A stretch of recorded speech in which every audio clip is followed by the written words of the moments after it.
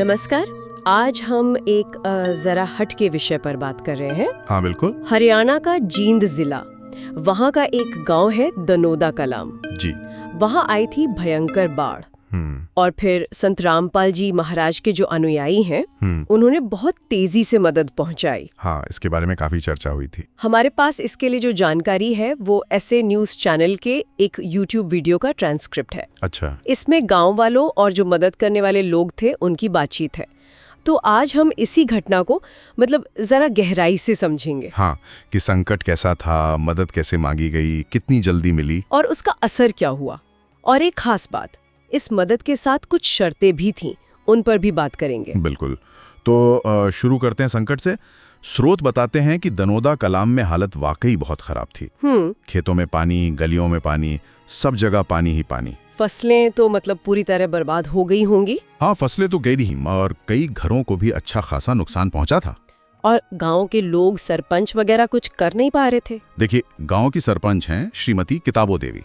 उन्होंने और बाकी गांव वालों ने भी कोशिश तो बहुत की अपने लेवल पर, लेकिन पानी इतना ज्यादा था कि उनके बस से बाहर हो रहा था। और जैसा ट्रांसक्रिप्ट में पता चलता है, सरकारी मदद का इंतजार था, पर वो उस वक्त तक आई नहीं थी। अच्छा, तो एक तरह से निराशा का माहौल था। बिल्कुल। और इसी निराशा में फिर पंचायत ने, सरपंच ने मिलकर एक फैसला लिया। क्या? उन्होंने संत रामपाल जी महाराज से मदद मांगने का सोचा।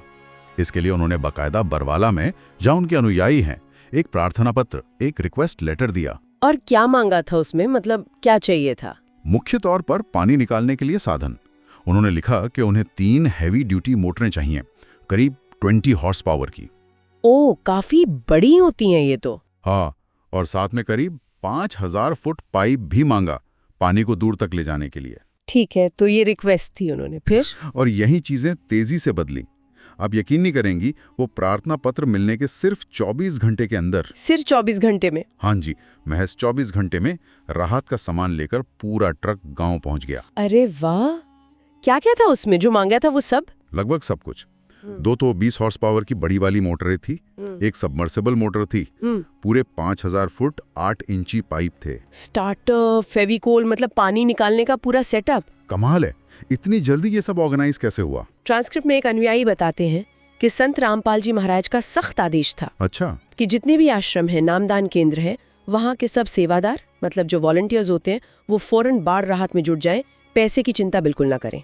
जाहिर है गांव वालों के लिए तो ये बहुत बड़ी बात होगी। बिल्कुल, उनके चेहरों पे खुशी, एक उम्मीद लौटी।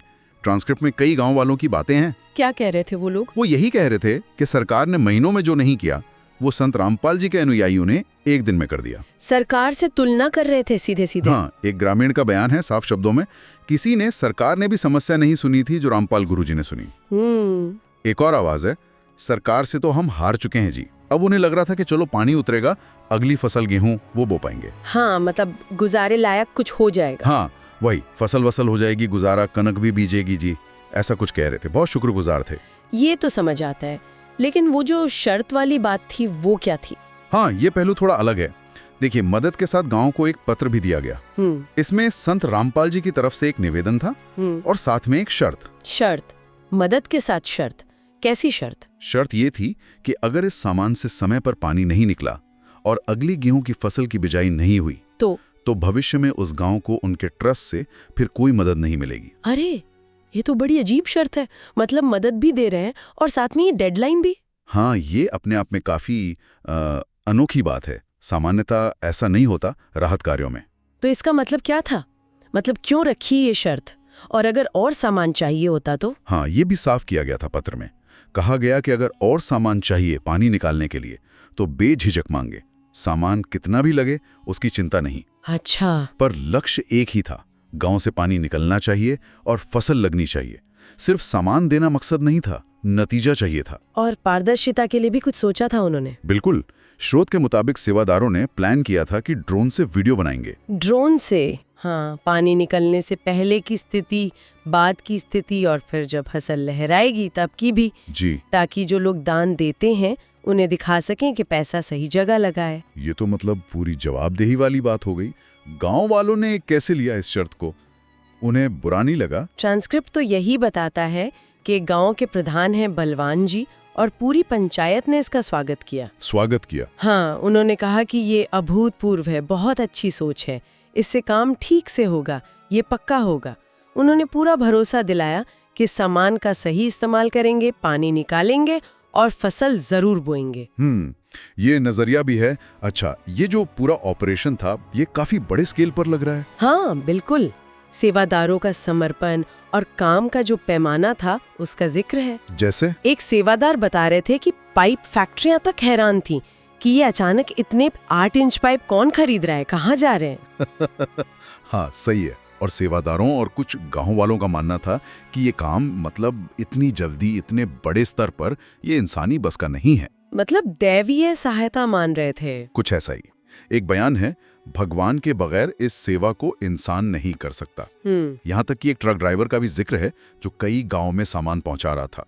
उसने बताया कि गांव-गांव में लोग यही बात कर रहे हैं कि सरकार से ज्यादा मदद तो संत रामपाल जी वाले कर रहे हैं। तो कुल मिला के ये तस्वीर उभरती है कि एक गैर सरकारी या कह लें धार्मिक संगठन ने आपदा में बहुत तेजी से बड़े पैमाने पर काम किया। हाँ, और वो भी तब जब गांव वालों को लग रहा था कि सरकारी सिस्टम से मदद नहीं पहुंच रही। और उन्होंने इसे एक शर्त और पूरी जवाबदेही के साथ किया। साइका, ये मामला कई सवाल भी उठाता है कि आपदा राहत का सिस्टम कैसे काम करता है या कैसे काम करना चाहिए।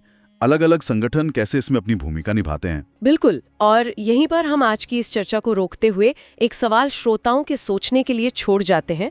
जी, राहत मदद के साथ फसल उगाने जैसी शर्त लगाना, क्या ये जवाबदेही तय करने का एक कारगर तरीका है या ये उन पर एक अतिरिक्त बोझ है जो पहले से ही मुसीबत में है?